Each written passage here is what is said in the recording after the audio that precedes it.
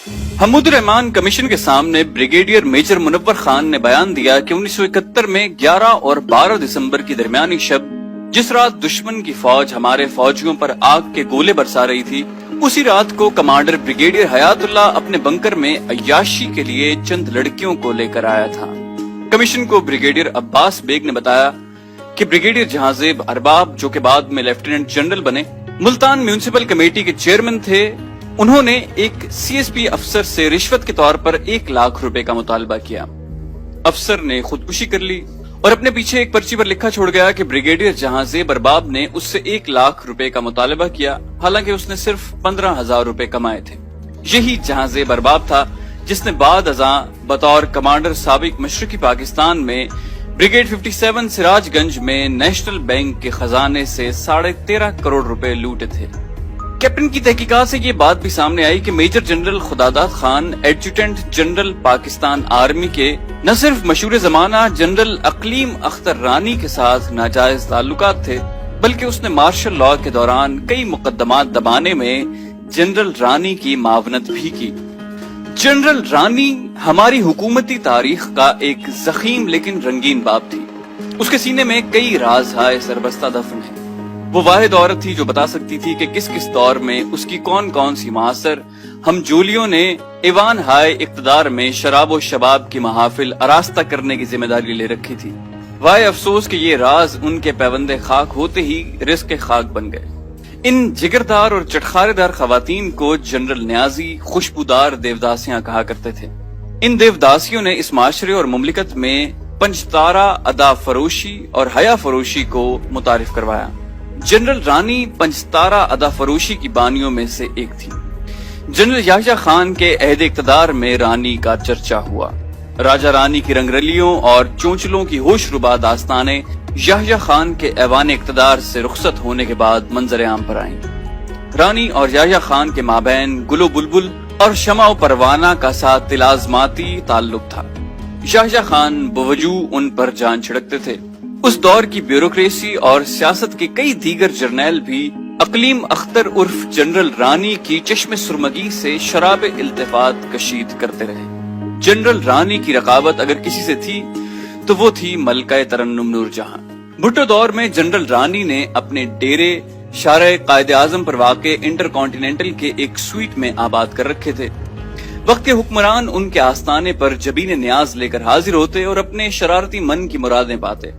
घर गवर्नर बने तो इस किस्म की इत्तलात मौसूल होना शुरू हुई कि जनरल रानी की जलवागाहे जमालो विसाल साजिशों का गढ़ बन रही है। नीले आसमान की बूढ़ी आंखों ने इस ताकतवर औरत की दहलीज पर जाने वक्त के कितने आला अफसरान को नासिया फरसाई करते देखा। आसमान ने रंग बदला, हालात ने पलटा खाया, लैलो नहार की गर्दिश ने करवट ली और पंजाब पुलिस हरकत में आई। एक शब जनरल रानी को बमा साजो सामान साजिशगाह से हिफाजती हिरासत में लेकर कोतवाली थाने पहुंचा दिया गया। कोतवाली थाने के हवालात में 20वीं सदी के जहांगीर की ये नूरजहां मज़ारे बेकसी बनी दीदा इबरत निगाह को दावत गौर और फिक्र दे रही थी। अखबारी नुमाइंदों को इतला मिली तो हर कोई भागम भाग कोतवाली पहुंचा। थाने का वसी और अरीज अहाता रिपोर्टर्स और फोटोग्राफर्स की फौज जफर मौज के सामने तंग दामानी का शिकवा करने लगा। बारसूख अखबारी नुमाइंदों को मौसूफा तक पहुंचने की खुसूसी इजाजत दे दी गई। वो तस्वीर बेबसी बने सर झुकाए हर सवाल सुनती रही, लेकिन किसी भी सवाल का माकूल जवाब देना उसने मुनासिब न जाना। सहाफी चुटकी भरते, याह्या खान के हवाले से यादों को साज देने की इस्तदा करते, लेकिन जनरल रानी का तो यह हाल था कि काटो तो बदन में लहू नहीं। बाद अस खराबी बसियार उसके होंठ फड़फड़ाए और उसने कपकपाते लहजे में जवाब दिया कि बस नक्शा बिगड़ गया। समंदर की पाताल और आसमान की पहनाइयों से खबर ढूंढ निकालने वाले खोजी रिपोर्टर बसद हसरत व मुराद नाकाम लौटे। वो ये न जान सके कि कौन सा नक्शा बिगड़ गया। उस रात ये खोजी कोई बड़ी खबर हासिल करने में नाकाम रहे। घर दौर में जनरल रानी मफरूर इश्तहारी मुल्जिमों की तरह जाबजा छुपती फिरती रही। अगले वक्त के मेहरबानों के दरवाजे दरे तौबा की तरह बंद हो चुके थे। नया ऐवाने इख्तदार उनके लिए शजर ममनुआ था। नया जमाना था, साज और राग बदल चुके थे। जनरल रानी को जिंदगी में पहली बार इस किस्म की नाखुशगवार हालात का सामना करना पड़ा। वो अपने आशनाओं से राब्ता करती, हर एक की मिन्नत समाजत करती, जाए अमा और दारुल अमा फराहम करने की बिनती करती, लेकिन नए दौर में हुक्मरानों की अताब से बचने के लिए हमा नौई ब्यूरोक्रेसी के असफंदियार और अफरस्याब भी अपनी इस चहीती से आंखें चुराने लगे। वो रिवायती तोते की तरह साफ आंखें फेर चुके थे। कूचा कूचा कुबकू करिया करिया खाक छानने के बाद उसे मालूम हुआ कि पूरे पाकिस्तान में अगर कोई एक शख्स उसे पनाह दे सकता है तो वो लाहौर का एक सहाफी है। एक रात उस सहाफी के घर टेलीफोन की घंटी बजी। सहाफी की बेगम ने टेलीफोन का रिसीवर उठाया। दूसरी जानिब खौफजदा लहजे में एक खातून मौजूद थी। कहने लगी, बेगम साहिबा, मुझे पनाह चाहिए। मैं एक मजलूम खातून हूँ, मुझे जमाने ने धुतकार दिया है।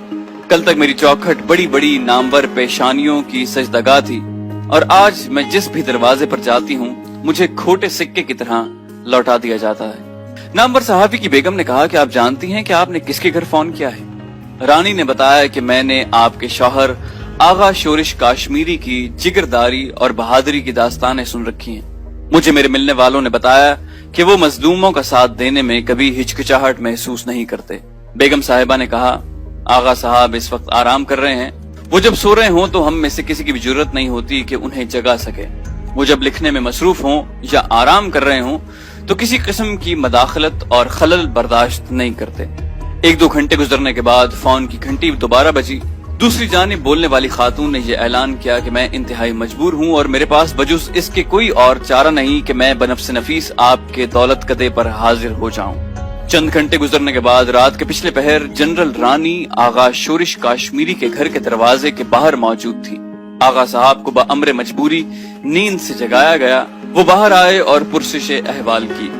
जनरल रानी ने हुकूमती मजालिम की एक तूफानी दास्तान सुनाई और उसके बाद पनाह की तलबगार हुई। आगा साहब ने कहा कि मैं तुम्हें तादेर अपने यहाँ पनाह नहीं दे सकता।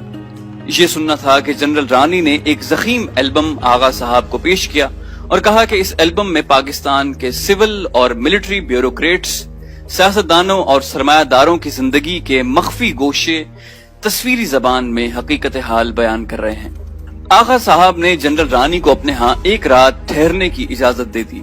ये रात जनरल रानी ने आगा शोरिश काश्मीरी के घर के अकब में भैंस के लिए बने एक छप्पर के नीचे गुजारी।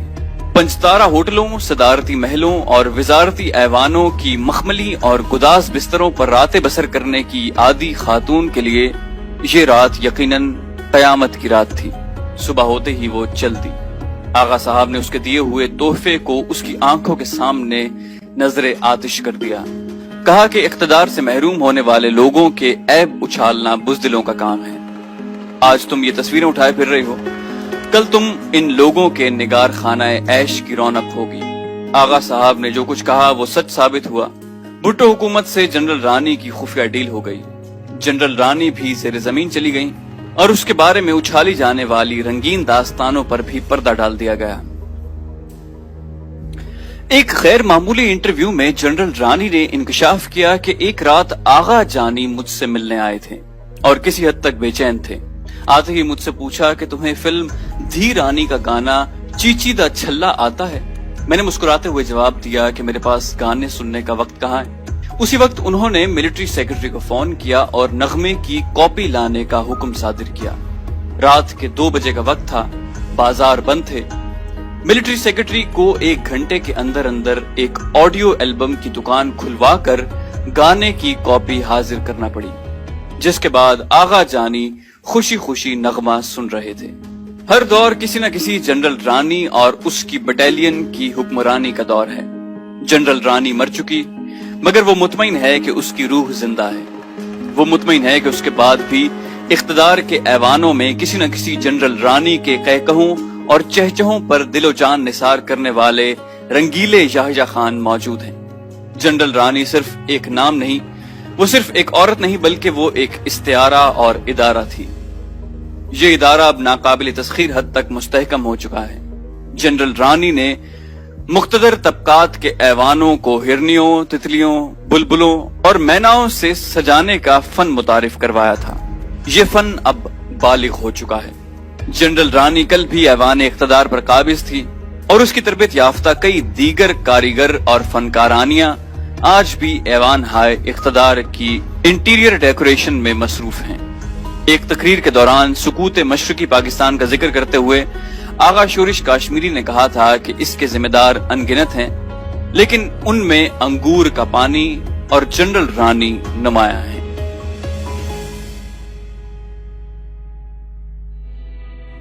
تو دوستو، یہ تھی ہماری آج کی ویڈیو۔ امید کرتے ہیں آپ کو ہماری ویڈیو پسند آئی ہوگی۔ جانے سے پہلے اسے لائک، شیئر اور کامنٹ کرنا مت بھولیے، اور اگر ابھی تک آپ نے سبسکرائب نہیں کیا تو سبسکرائب کر لیجئے تاکہ آپ کو تمام ویڈیوز بلا تاخیر ملتی رہیں۔ اگلی ویڈیو تک کے لیے اپنا خیال رکھیے گا۔ اللہ حافظ۔